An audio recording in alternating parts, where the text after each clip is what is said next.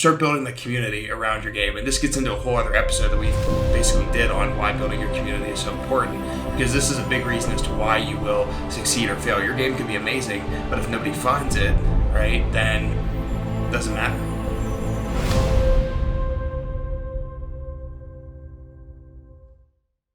Welcome back to another episode of the Nebulos Entertainment Podcast. Today, Eric and I are going to be giving you our top 5 tips to making your first indie game.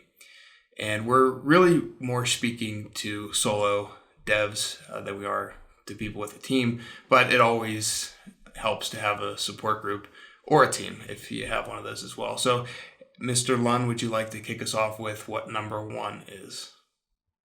Sure. So for step number 1, the simplest step, I think, is to have a vision.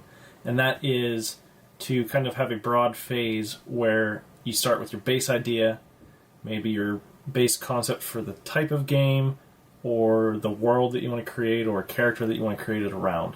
But that's where you start. So. Right. So have your vision. I'm just saying, so you need to know what path you're heading down. Right, you need to know what you want to create. You need to know who you want to target. What aesthetic genre that you enjoy, because you're doing this for a passion. Because very rarely are you going to be able to come out of the gate and afford to do this as a full-time job. So you have to find what you're passionate about within your vision and then go from there. Number 2, Eric, what do you have for number 2? Oh, sorry. So for number 2, we. Yeah. You want to take it? Sorry. Yeah.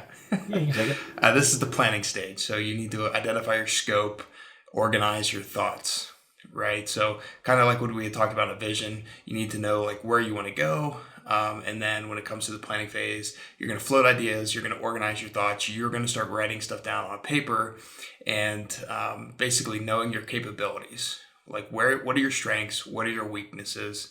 This way you can play to your strengths. You might be able to go find some external help for your weaknesses, or maybe you have to learn some new things to conquer the weaknesses that you do have. You need to better understand what engine you want to be in. Do you want to be in Unity? Do you want to be in Unreal? Are you making a console game? Are you making a PC game? Are you making a mobile game? These are questions that you really should start asking yourself, because these are the questions that will need to be answered before you go into any form of pre-production phase. So with that, we can get into number 3. Yep, number 3 is a transition straight from the planning stage to pre-production, which is where you're going to essentially figure out your workflow. Once you've defined your engine, you've defined what your game is going to be for the most part, this is where you can create a game design document, you can start creating concept art, and getting into your engine to kind of experiment with what your workflow will become. Right, you're bringing your vision to paper, right? Your thoughts to paper, more so. So, sorry. Yeah, number 4. Yeah, 4 is basically just a piggyback right off of 3. You go from your pre-production phase into development. You start simply with whatever you find to be the most simple task, be it character movement, or getting your camera set up, or getting all of your other assets into the engine and getting them set up. But once you get into that development phase, you want to constantly be testing, and you want to constantly get feedback if possible, because that will help you shape the game to what people want to play. And another factor and a little asterisk I would put here is stick to your game design document as closely as you can, because if you don't, you end up with something called feature creep, and that can really kill production, because it will just, you can spin off on a tangent and be stuck there. Right. And suddenly you're so far away from your original game design that you've wasted a bunch of time on something that doesn't work. Right. The process turns into a never-ending one, and you feel like you're not making any steps closer to actually being done with the project itself. So that's a good point, Eric. Do you have anything else for number 4? Or we can hop into number 5. Let's go into number 5. All right, number 5 is marketing. Why should people care about you? Why should people care about your game, your projects, your talent?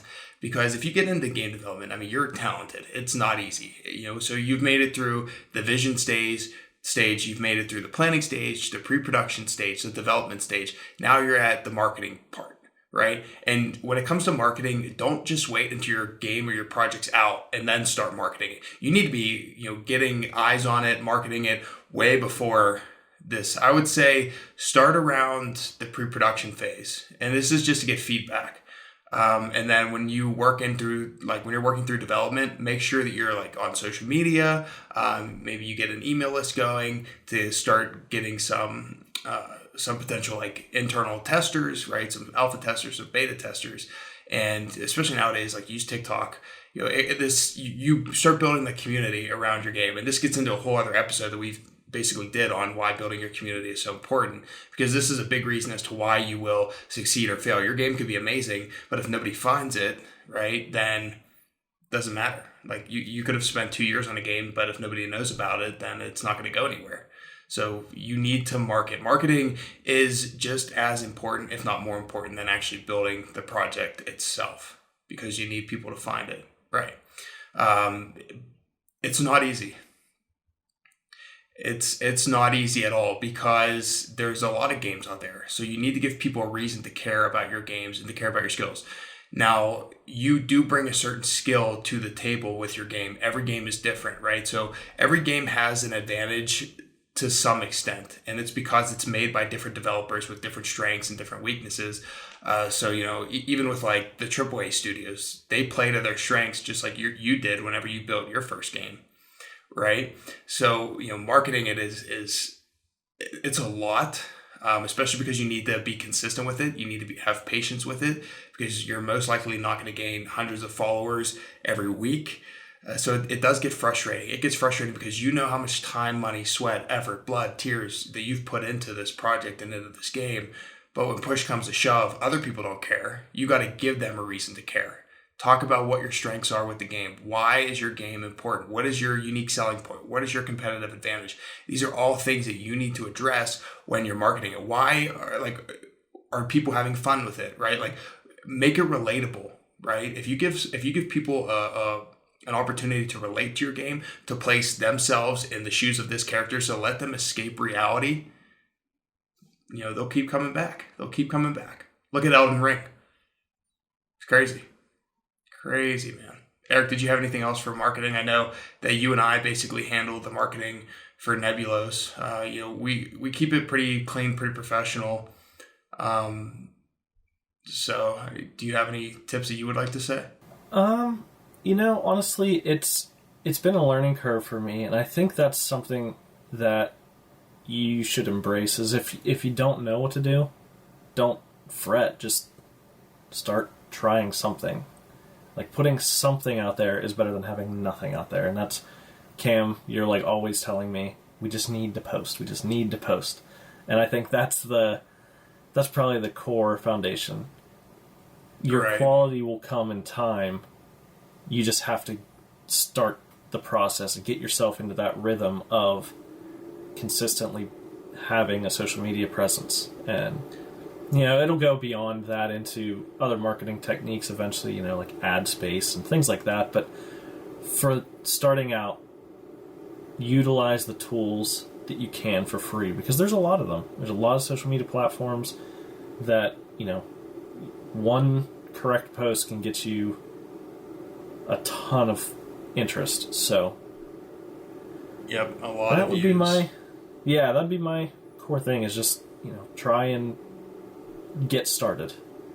Yes, you just have to start, but don't start too late, right? So like we said, don't wait until the game is done to start marketing it to people.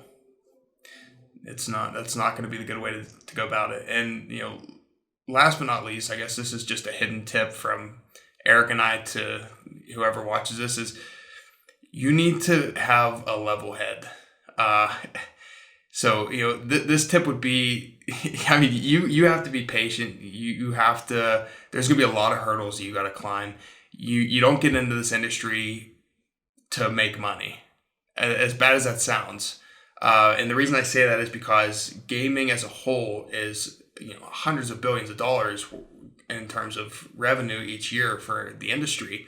But for indie devs, 80, 90, probably like 95 to 97% of indie devs fail before they even get a game out. If not, when they get their first game out, they just can't keep going. So you have to love what you're doing, what you're creating, what you're becoming a part of, because it's not, if you do it strictly for the money, you're going to hit a wall real quick and be devastated real quick when your bank account doesn't see the numbers that you think that it should be seeing. So, you gotta take it with a grain of salt, but love what you do. I think that's where we can end it, right, Eric? Yep, let's just give one quick brief recap of the steps. Step 1, have a vision. Step 2 is your planning stage. Step 3 is your pre-production phase. Step 4 is development. And step 5 is marketing. Yep. Thank you to everybody for taking... Yeah, those are the 5. So I was just going to say thanks to everybody for taking the time to listen. If you would like to support us and dive deeper into game development, into the development journals that Eric puts together on basically a daily basis, you can head over to our Patreon, patreon.com/Nebulos. The link will be in the show description. You can also follow us on social media, Instagram, Facebook, Twitter, Pinterest, to stay up with our latest shenanigans.